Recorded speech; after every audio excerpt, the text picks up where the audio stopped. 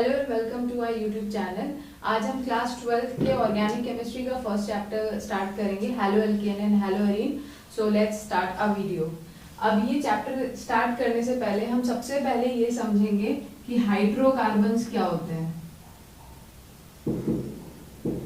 Hydrocarbons जैसे कि नाम से ही पता चल रहा है, hydro means hydrogen and carbon means carbon. तो ये होते हैं compounds made up of carbon and hydrogen. अब इसमें भी दो क्लासिफिकेशंस होते हैं, वन इज ओपन चेन और other is closed chain. Open chain में क्या होता है, जैसे नाम से ही पता चल रहा है, इसमें कार्बन और हाइड्रोजन के जो चेन प्रेजेंट होंगे वो या तो स्ट्रेट चेन के फॉर्म में होंगे या तो ज्यादा से ज्यादा ब्रांच चेन के फॉर्म में होंगे। एग्जाम्पल में अगर हम लिखना चाहते हैं पेंटेन,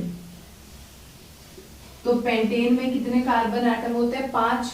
तो ये 5 कार्बन एटम जो है हम या तो इसे सीधे बना ले, तो ये क्या हो गया ओपन चेन। ओपन चेन में क्या कर रखा हमने, पेंटेन को सीधा स्ट्रेट चेन के फॉर्म में बनाया। और दूसरा मैंने क्या बताया था, हम इसकी वैलेंसी कंप्लीट कर देंगे।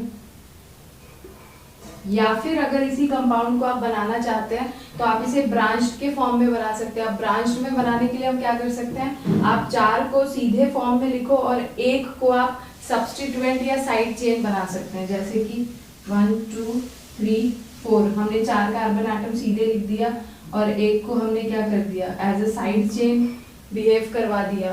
तो ये CH3 CH CH2 CH3।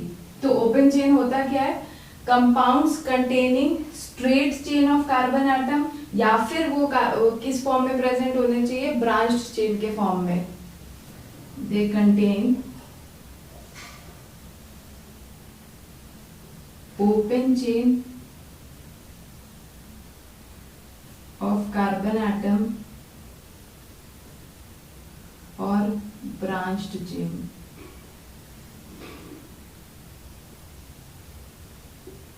हम इसे चाहे तो इस तरीके से भी बना सकते हैं। एक और फॉर्म अगर कोई बनाना चाहे तो ये ऐसे बन सकता है, जैसे कि हम 3 को सीधे लिख दे और 2 कार्बन एटम को हम क्या कर देंगे, साइड चेन की तरह बिहेव कराएंगे। जैसे कि 1 2 3, एक को हमने साइड चेन बना दिया और दूसरा 2 कार्बन एटम को हम एज अ साइड चेन की तरह ट्रीट कर रहे हैं। तो ओपन चेन ये है जिसमें कि आप या तो स्ट्रेट चेन के फॉर्म में लिख दो या फिर उसे क्या कर दो, 4 या 3 कार्बन एटम को सीधे बना दो और 1 या 2 को आप क्या कर सकते हो, as a side chain behave करवा सकते हो। अब ओपन चेन को का एक और नाम होता है, इसे हम लोग एसाइक्लिक कंपाउंड्स भी कहते हैं। अब दूसरा हमारा क्या है, क्लोज्ड चेन। क्लोज्ड चेन नाम से ही पता चल रहा है, इसमें जो भी कार्बन एटम प्रेजेंट होंगे वो हमेशा रिंग के फॉर्म में प्रेजेंट होंगे। तो यहाँ पे हम ये लिख सकते हैं, कंपाउंड्स containing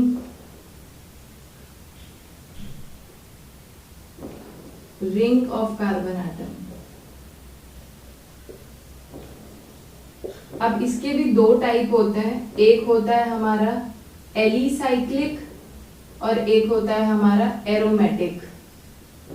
अगर कोई इसे सिंपल वे में समझना चाहे तो हम एलिसाइक्लिक को बोलते हैं रिंग विदाउट पाई बॉन्ड और एरोमेटिक को हम क्या बोलते हैं, रिंग विथ पाई बॉन्ड। सबसे कॉमन एग्जांपल मैं आपको बना के दिखा रही हूँ, जैसे कि एरोमेटिक का सबसे कॉमन एग्जांपल होता है बेंजीन। अब बेंजीन का फॉर्मूला क्या होता है, C6H6।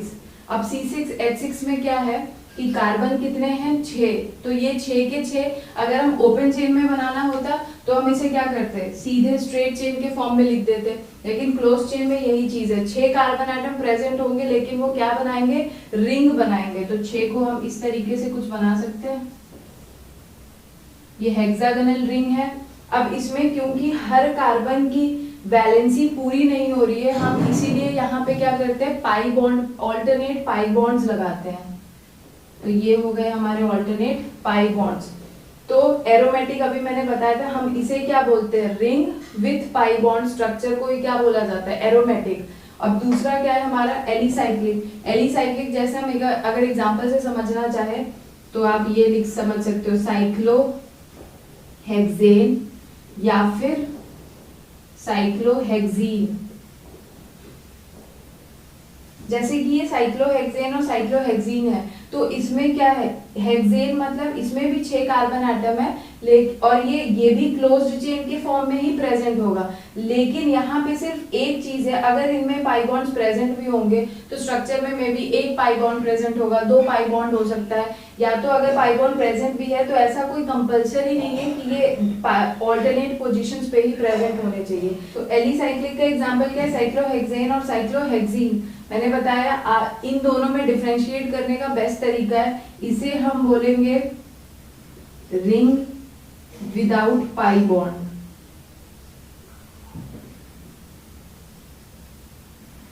और ये होता है एरोमेटिक, क्या होता है, रिंग विथ पाई बॉन्ड।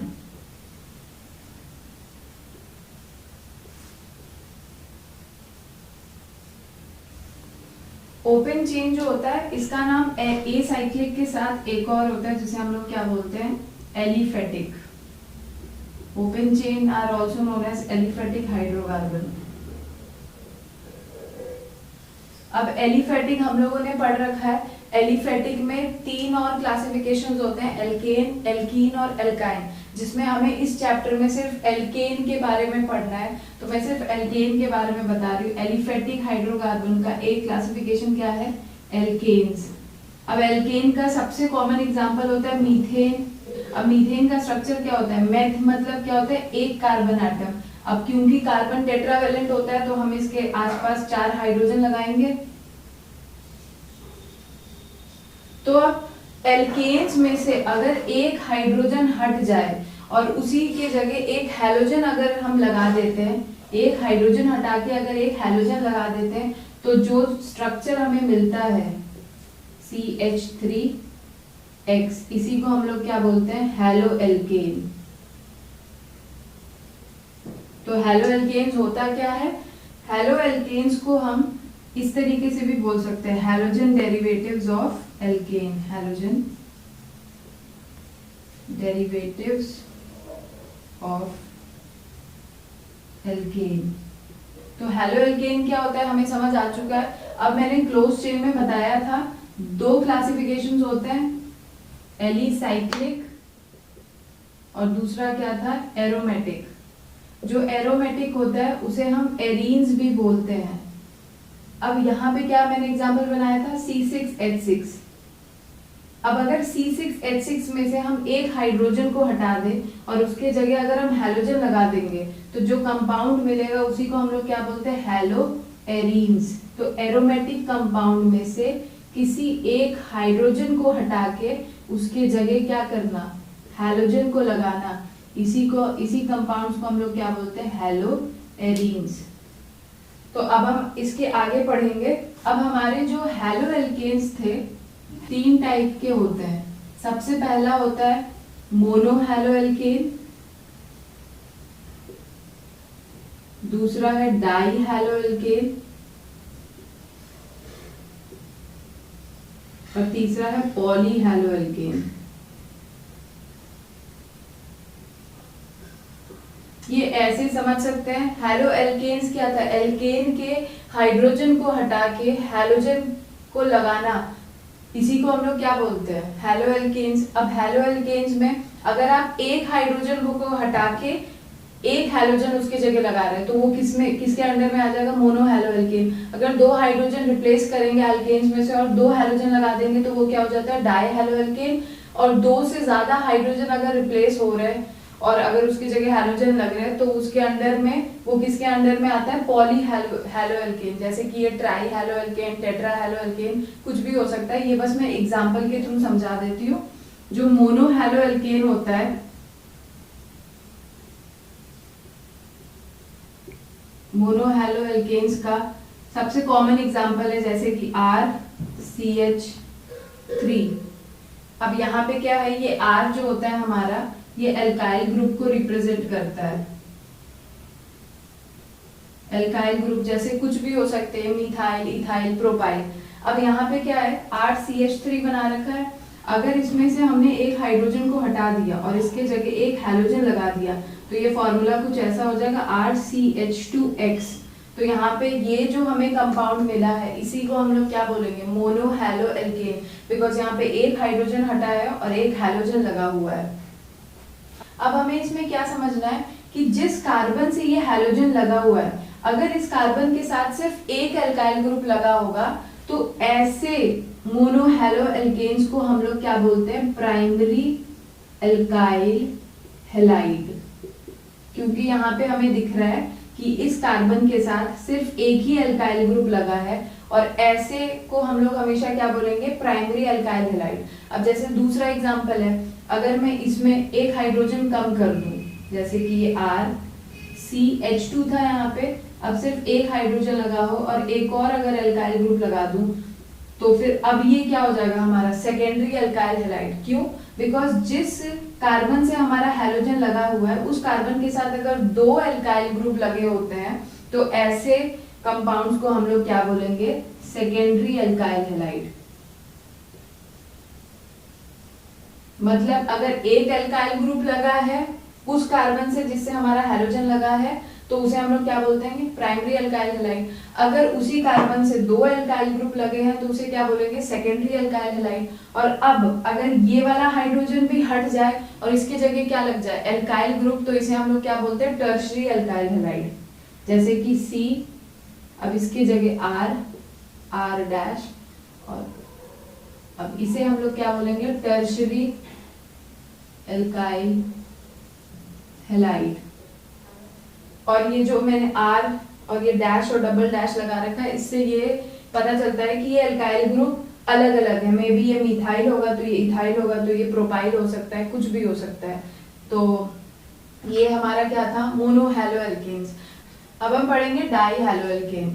तो डाई हैलो एल्केन का मतलब क्या है, नाम से ही यहाँ पे समझ आ रहा है, अगर एल्केन में से दो हाइड्रोजन हट जाए और उसके जगह दो हैलोजन लग जाएंगे तो उसे क्या बोलेंगे हम, डाई हैलो एल्केन। अब डाई हैलो एल्केन में जो हैलोजन्स का लगना है कार्बन एटम से, उसके भी दो तरीके होते हैं। एग्जांपल है RCH2C।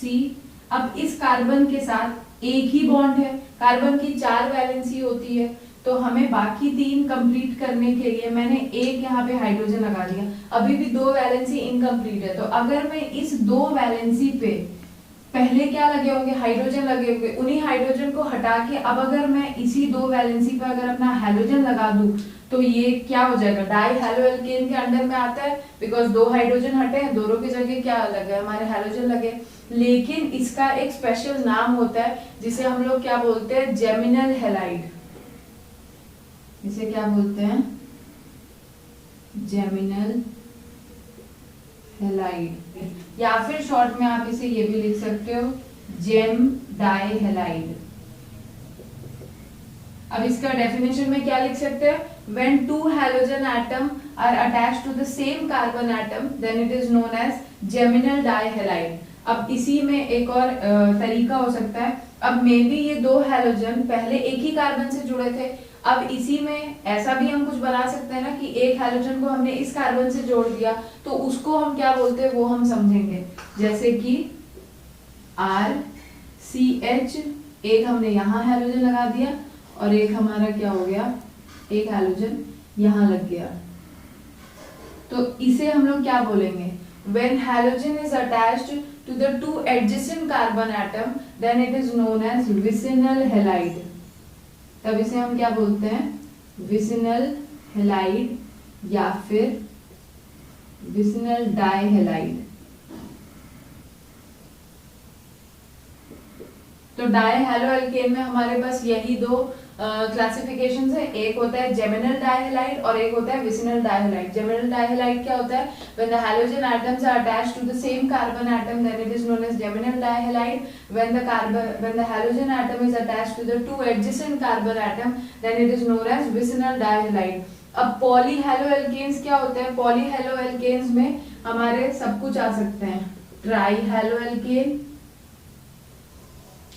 या फिर टेट्रा पेंटा, कुछ भी हो सकता है। ट्राईहैलोएल्केन को हम लोग क्या बोलते हैं, जैसे कि ट्राईहैलोएल्केन है तो ट्राई हैलो एल्केन में मैं सबसे कॉमन एग्जांपल बता रही हूँ, मीथेन है।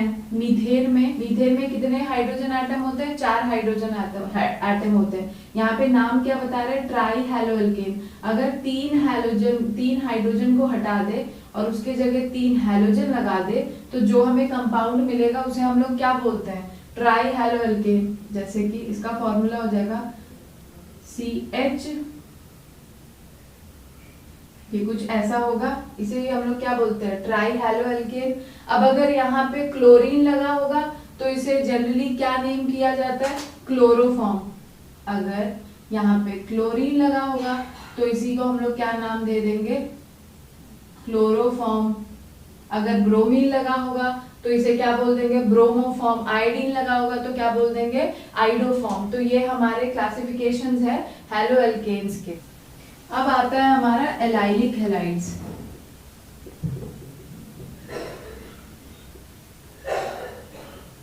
एलाइलिक हैलाइड्स में क्या होता है कि halogen atom double bonded carbon atom के बगल वाले कार्बन से अगर हमारा हैलोजन अटैच्ड होता है तो उसे हम लोग क्या बोलते हैं? Allylic halides. जैसे कि कोई भी 2 कार्बन है, उनके बीच में डबल बॉन्ड प्रेजेंट है, उसके बगल वाले कार्बन से अगर हमारा हैलोजन अटैच्ड होगा तो ऐसे स्ट्रक्चर को हम लोग क्या बोलते हैं?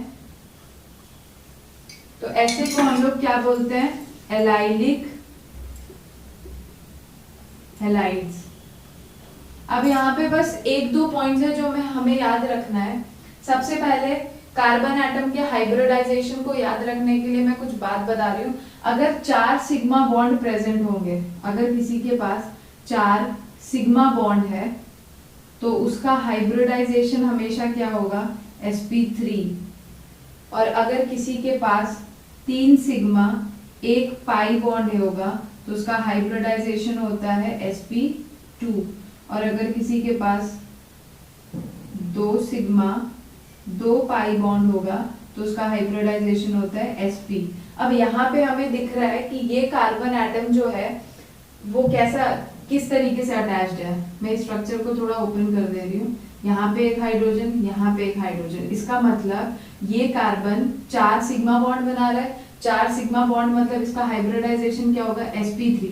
तो एलाइलिक हैलाइड्स का एनसीईआरटी में एक लाइन भी लिखा हुआ है कि when the halogen atom is attached to an sp3 hybridized carbon atom next to the double bonded carbon atom then that arrangement is known as allylic halides. मतलब halogen ऐसे कार्बन से अटैच्ड होना चाहिए जो किसी डबल बॉन्डेड कार्बन एटम के बगल वाला कार्बन हो और उसका हाइब्रिडाइजेशन क्या होना चाहिए? sp3। तो ऐसे को हम लोग क्या बोलते हैं? Allylic halides. फिर दूसरा आता है हमारा बेंजाइलिक हैलाइड्स। ये वही सेम चीज है, बस डिफरेंस क्या हो गया? ये हम स्ट्रेट चेन में पढ़ रहे हैं और अगर यही चीज एरोमेटिक के केस में पढ़ेंगे तो उसका नाम क्या हो जाएगा? Benzylic halides. जैसे कि बेंजीन है, बेंजीन में ऑल्टरनेट डबल बॉन्ड्स प्रेजेंट होते हैं। मैंने क्या बताया था कि कोई भी carbon double bonded carbon atom के बगल वाले कार्बन से अगर हैलोजन अटैच्ड होगा तो उसे क्या बोलेंगे? बेंजाइलिक। अब यहाँ पे कोई भी 2 एग्जांपल हम कंसिडर कर सकते हैं। ये 2 कार्बन है, इन दोनों के बीच में डबल बॉन्ड है, लेकिन इससे हैलोजन अटैच नहीं होना चाहिए। इसके बगल में कोई कार्बन हो तो जैसे कि मैं यहाँ पे एक कार्बन लगा सकती हूँ। अब इसके साथ अगर हैलोजन अटैच्ड होगा तो ऐसे अरेंजमेंट को हम लोग क्या बोलते हैं? Benzylic halides. अब इसमें भी अगर हम देखें तो ये कार्बन कैसा है? 4 सिग्मा बॉन्ड है तो ये क्या होगा? sp3 hybridised. तो इसका भी ये 2 ही चीज हमें याद रखनी है। Carbon double bonded carbon atom के बगल वाले कार्बन से हैलोजन अटैच्ड होना चाहिए और दूसरी बात कि जो भी वो कार्बन का हाइब्रिडाइजेशन क्या होना चाहिए? sp3। तो ये तो है हमारे 2 एग्जांपल्स, एलाइलिक हैलाइड्स और बेंजाइलिक हैलाइड्स। अब हम पढ़ेंगे विनाइलिक हैलाइड्स।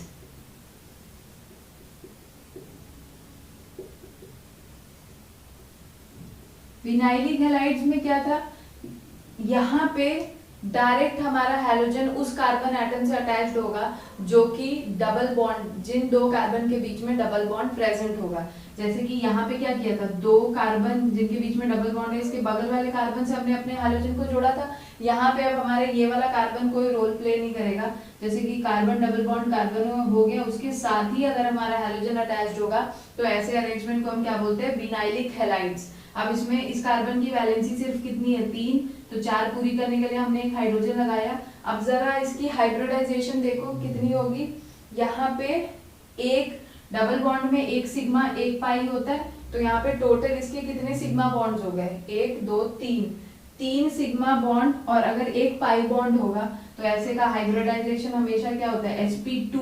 तो यहाँ पे हमें डेफिनेशन क्या याद रखना है, halogen atom is directly attached to the carbon double bonded carbon atom. और दूसरी बात कि जिस कार्बन से हमारा हैलोजन अटैच्ड है उसका हाइब्रिडाइजेशन कैसा होना चाहिए, sp2।